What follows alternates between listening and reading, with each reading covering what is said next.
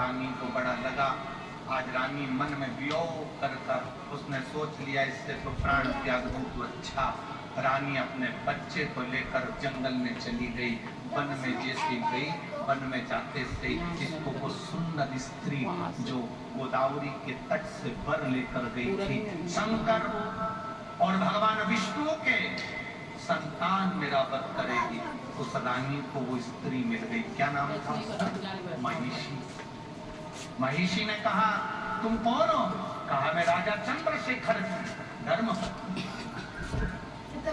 मैं राजशेखर की पत्नी। मैं राजशेखर की पत्नी। तुम कहाँ जा रही हो? प्राणों को त्यागने के लिए छोटे से बच्चे को लेकर? हाँ, इसको भी। क्यों? मेरा बेटा सिंहासन पर नहीं बैठ। क्यों, क्या हुआ?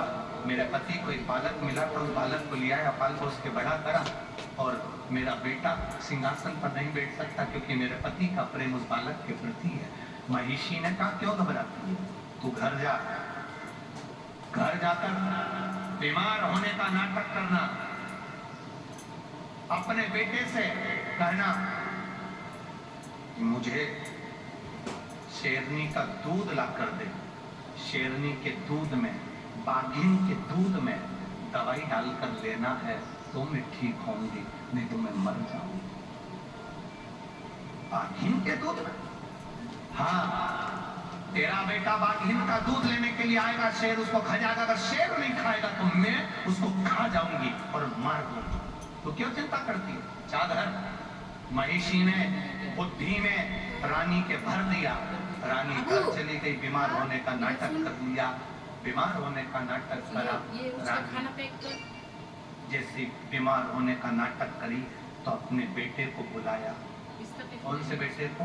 जिसको उसने पाल पोस कर बड़ा करा था, जो पंपा नदी के तट पर मिला था, जिसका नाम राजशेखर ने अयप्पा रखा था। क्या नाम रखा था? जम के बोलो जरा। अयप्पा। जिसका नाम राजशेखर ने अयप्पा रखा था, बुलाया। हवाई हवाई लगाकर रानी ने हवाई लगाई। अयप्पा, स्वामी अयप्पा। जो आवाज लगाई, अयप्पा दौड़ कर आया। माँ, माँ, माँ, तुरंत कर, मेरे को दवाई लेना है और बाघिन का दूध चाहिए, शेरनी का दूध। अगर वो नहीं मिला तो मैं मर जाऊंगी। पिता ने कहा, पति बोले अपनी रानी से, राजा बोला रानी से किसको बोल रही है शेरनी का दूध लाने को? बाघिन का दूध लाएंगे? छोटा सा बच्चा है यप्पा। यप्पा छोटा सा है तो बाघिन का दूध लाने को? कभी मिलता है शेरनी का दूध। इतने में तो बच्चे ने अपने पिताजी से कहा, राजा राजशेखर से कहा, चिंता मत करो पिताजी, मैं दूध लेकर आता हूँ। राजशेखर के पास में से अयप्पा स्वामी दौड़ पड़े और अयप्पा दौड़ते दौड़ते दौड़ते दौड़ते जंगल में पहुंच गए। जंगल में पहुंचे तो शेरनी को जो देखा, देखकर शेरनी खाने के लिए दौड़ी पर अयप्पा स्वामी बच गए। तो महिषी ने सोचा मैं इसको मार देती हूँ, मेरी सहेली का काम बन। महिषी ने अयप्पा स्वामी को मारने के लिए प्रयास करा। भगवान अयप्पा स्वामी ने उसी समय महिषी को पकड़कर संहार कर दिया। संहार करा। अपनी माँ के लिए अगर शेरनी का दूध लेकर जाऊंगा तो पात्र नहीं लाया, किस बर्तन में लेकर जाऊंगा? अयप्पा स्वामी ने शेरनी को पकड़ा, उसके ऊपर चढ़ गए और चढ़कर शेरनी को, बाघिन को अपनी माँ के पास लेकर पहुंच गए। माँ, ये बाघिन लेकर आया हूँ, इसका दूध निकाल। ये शेरनी लेकर आया हूँ, ये बाघिन लेकर आया हूँ, इसका दूध निकाल माँ। और इसका दूध निकाल कर तो दवाई में पी ले। माँ ने आँख में से आंसू बहाए। पिता राजशेखर की आँख से आंसू निकलने लगे। ये मेरा बेटा कोई साधारण नहीं है, जरूर कोई बात है। जिस शेरनी पर चढ़कर दिया पाया था, उस शेरनी से स्वयं राजशेखर ने पूछ लिया, इसने तुम्हें मारा, तुम कौन हो? शेरनी कहती है, जिस जगत जननी की अंजलि में नारायण और शंकर का अश्रु का मिलन हुआ था, उससे ये बालक जन्म लिया। ये बालक साधारण नहीं, शंकर और विष्णु की संतान अय्यप्पा स्वामी है। भगवान शंकर और विष्णु की संतान अय्यप्पा स्वामी है। ये साधारण संतान नहीं। राजशेखर पहचान गए, पर बेटा राज सिंहासन पर बैठने को तैयार नहीं हुआ। पिताजी मुझे जाना होगा, पिताजी मुझे जाना होगा। तभी शबरी पर्वत पर जाकर, शबरी पर्वत के ऊपर अय्यप्पा स्वामी शेरनी पर चढ़ कर गए और बैठ कर तब साधना में महिषी के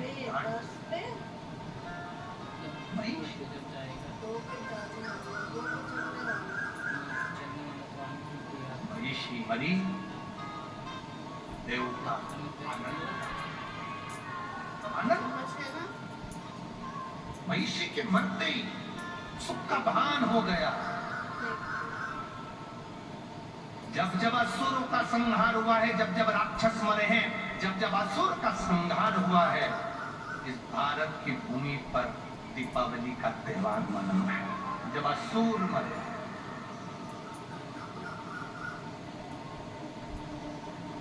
महिषी तो मर गई। गोदावरी के तट का जो फल महिषी ने मांगा था, वो वचन भगवान ने लिखा। भगवान नारायण और भगवान शिव की संतान अय्यप्पा स्वामी ने अय्यप्पा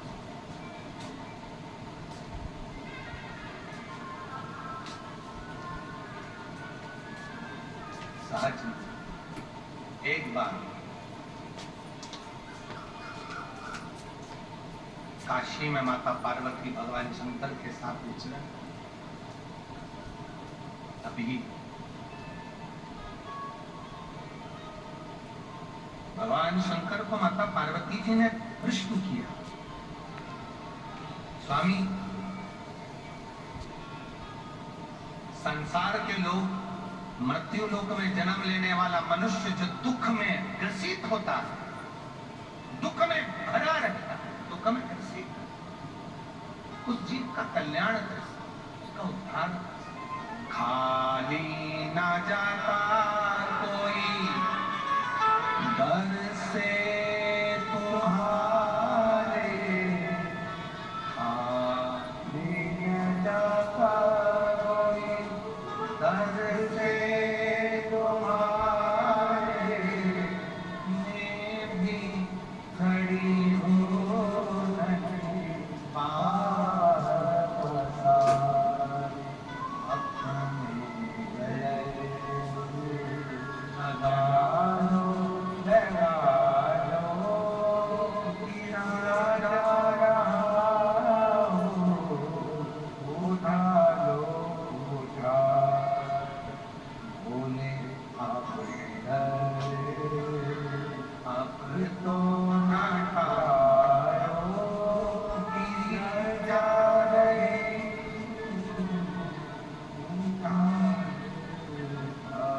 अब शिव की आराधना कर, शंकर का गुणगान करना।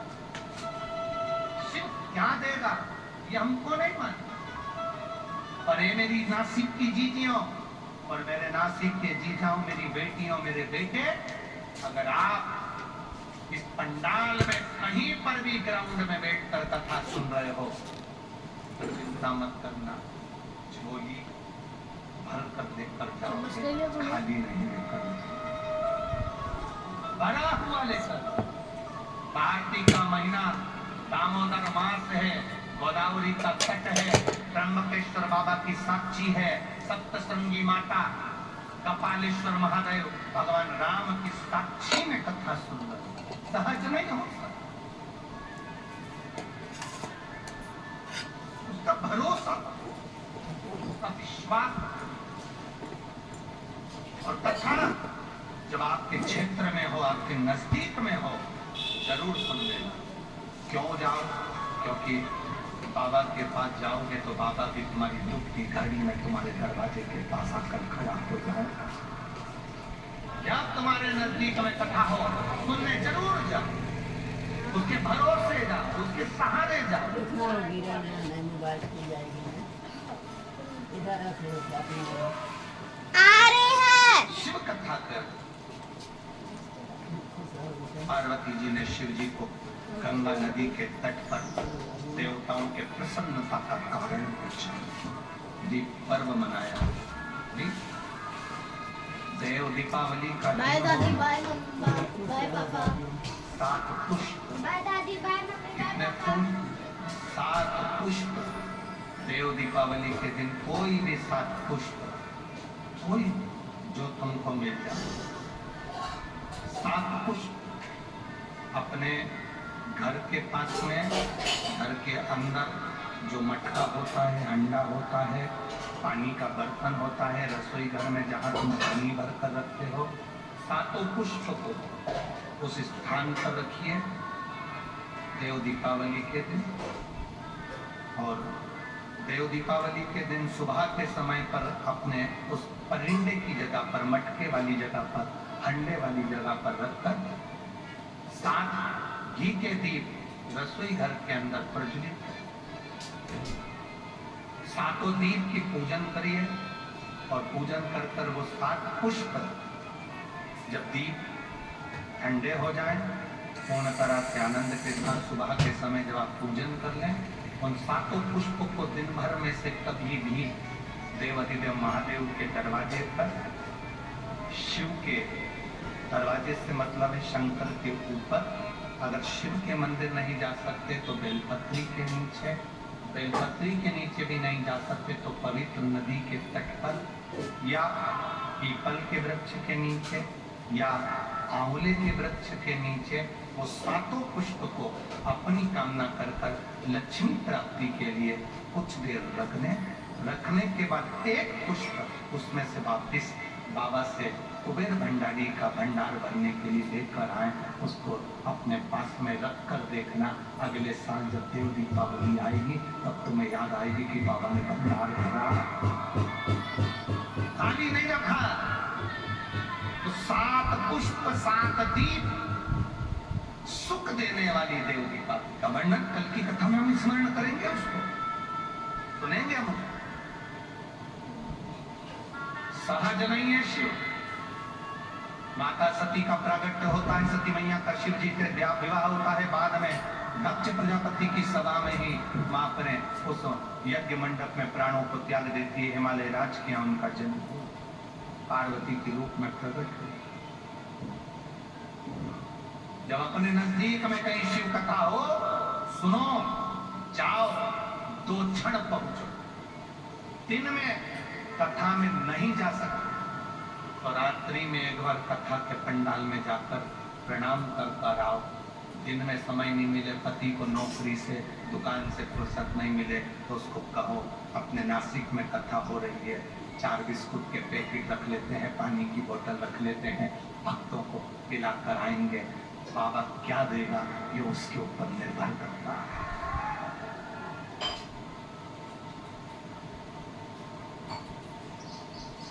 कोई राजनेता हो, कोई सत्ताधारी हो तो कुर्सी लगाकर बैठा रहता है, पर पहला राजनेता ऐसे हैं जो जनता में, भक्तों के बीच में खड़े रहते हैं और पूछते रहते हैं कि व्यवस्था में कोई तकलीफ हो तो। शिव प्रसाद उनकी उदास।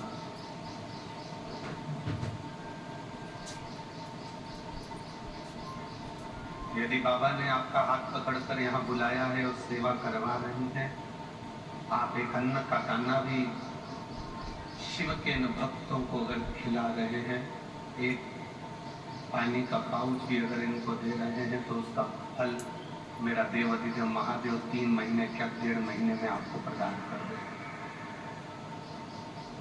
ये उसकी कृपा है।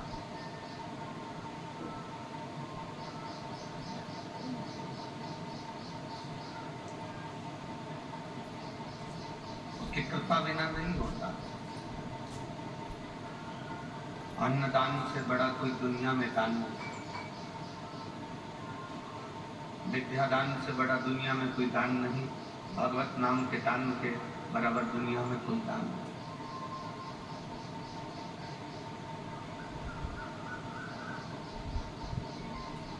शिव कृपा के बिना कुछ भी संभव नहीं।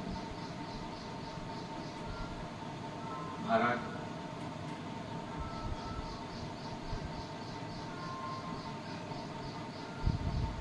हम तो यहाँ नासिक शहर के जितने भी भक्त लोग कथा को श्रवण करने के लिए आए, हम उनसे कहेंगे ये तो बाबा की कृपा आप लोगों के एक लोटा जल से, जो आप लोगों ने एक लोटा जल चढ़ाया था ना, ये उसकी कृपा है जो शिव महापुराण की कथा।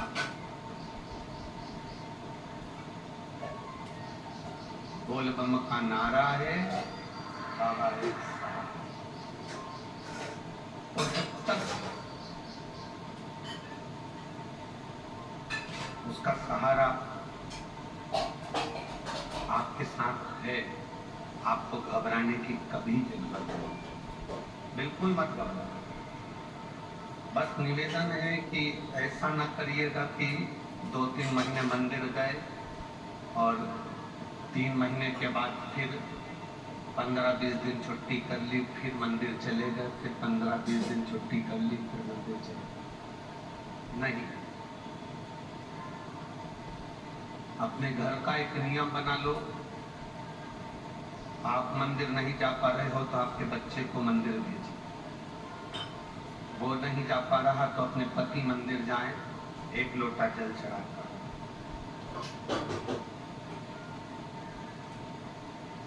एक नियम बना।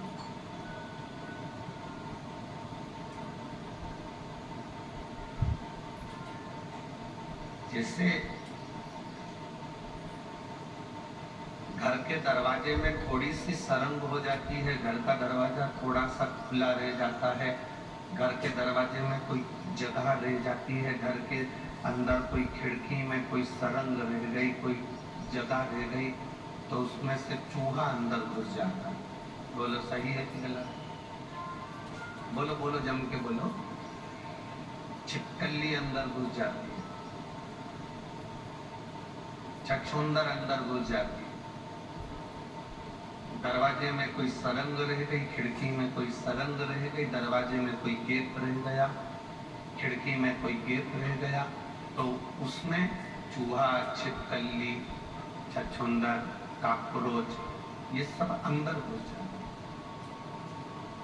दरवाजे में गेप हुआ तो चूहा, छछूंदर, काकरोच अंदर घुस गए, प्रवेश कर गए। खिड़की में गेप हुआ तो कीड़े मकोड़े अंदर प्रवेश कर गए, छिपकली अंदर घुस गई, चूहा घुस गया, छछूंदर, काकरोच, कीड़ा अंदर घुस गया। आपके जल चढ़ाने में, मंदिर जाने में गेप हो जाता है तो पाप हमारे अंदर वापिस प्रवेश कर जाता है। गेप मत होने। अपन मंदिर नहीं जा रहे तो अपने बेटे से कहो जरा एक लोटा जल चढ़ाता। आप भगवान के दरवाजे तक नहीं जा पा रहे तो परिवार का कोई व्यक्ति मंदिर तक जा, शिव जी को एक लोटा जल चढ़ाता। इतना कर, सरंग रह जाएगी, खुला रह जाएगा, छोटा सा गेप हो जाएगा तो उसमें से पाप भी हमारे अंदर प्रवेश कर सकता। पाप को प्रवेश का मौका मत दो कि पाप हमारे अंदर प्रवेश कर।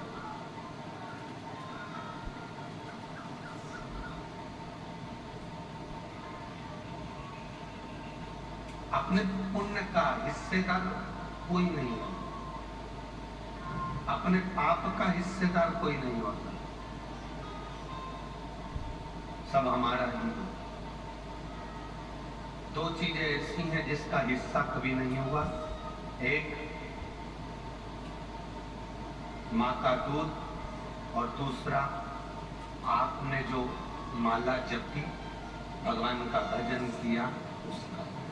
माता के दूध का भी हिस्सा नहीं होता।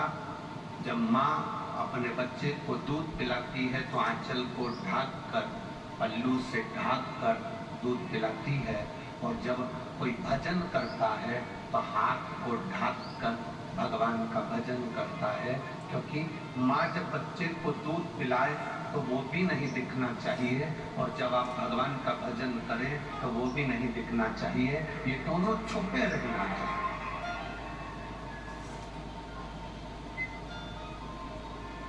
माँ का दूध और माला,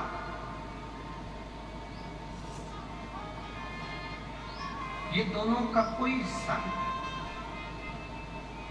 माता के दूध का भी हिस्सा नहीं होता।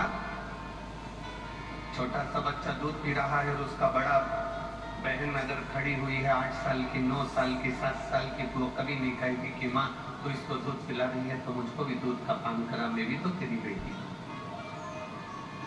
माँ कहेगी मैंने तुझे जब तू जन्म ली थी तब मैंने तुझे दूध का पान कराया, अभी इसका हक है, अभी इसका हक है, इसलिए ये दूध पी। माता के दूध का कभी बंटवारा नहीं होता। और आपने जो भगवान का भजन करा है, आपने जो जप किया है, इस कथा के पंडाल में बैठकर नासिक की पवित्र भूमि में, पंचवटी की इस पवित्र भूमि में, आपने त्र्यंबकेश्वर बाबा की साक्षी में, माँ गोदावरी के तट पर दामोदर मास में कार्तिक महीने में जो कथा सुनी है, इसका हिस्सा नहीं होगा। ये तुम्हारे खाते की चीज है, तुम्हारे हिस्से की चीज है, जो तुम्हारे पास है। ये कहीं नहीं जाए,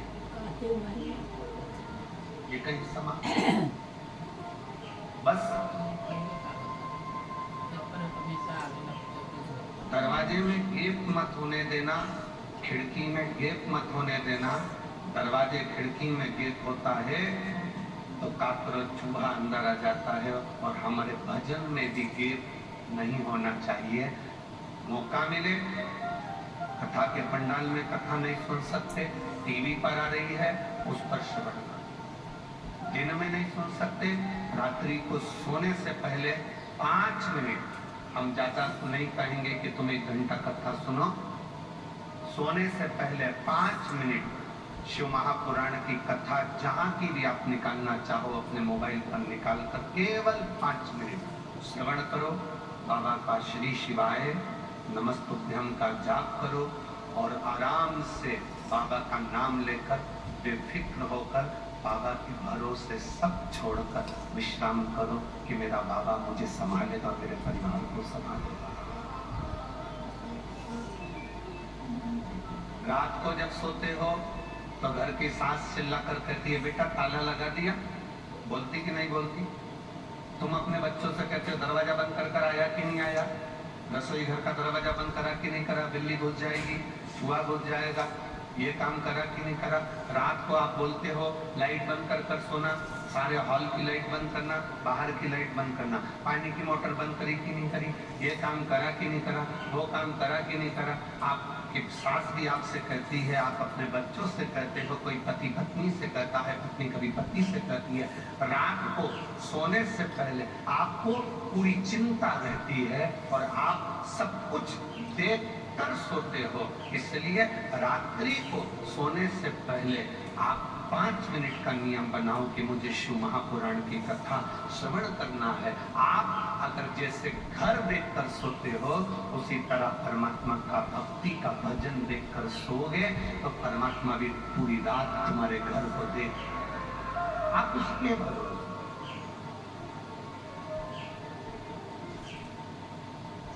मेरे बाबा दया करना,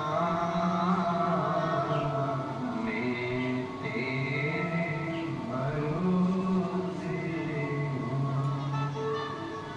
भोले बाबा दया करना,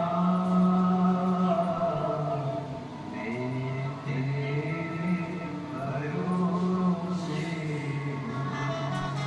ना घर के भरोसे हूँ,